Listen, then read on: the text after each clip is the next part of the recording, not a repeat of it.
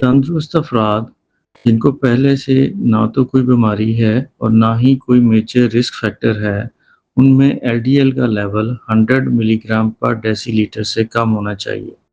वो तमाम अफराद जो पहले से दिल की बीमारी का शिकार हैं, जैसे हार्ट अटैक या अंजाइना हुआ है या उनको बाईपास या स्टंट डले हैं, इसके अलावा या उनको फालिज का अटैक हुआ है या उनकी टांग की शरियानों में तंगी की बीमारी रिपोर्ट हुई है, ऐसे तमाम अफराद हाई रिस्क में फॉल करते हैं।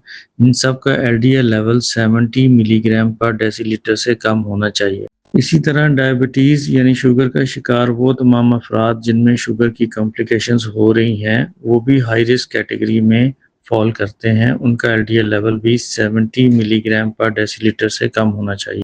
हाई रिस्क अफराद में से वो तमाम अफराद जो पहले से ट्रीटमेंट ले रहे हैं और उनका एलडीएल लेवल भी कंट्रोल्ड है, यानी 70 मिलीग्राम पर डेसीलीटर से कम है, लेकिन इसके बावजूद भी उनको बार बार दिल का मसला हो रहा है, जैसे एंजाइना, हार्ट अटैक या फालिज हो रहा है, तो ऐसे तमाम अफराद को वेरी हाई रिस्क कैटेगरी में रखा जाता है।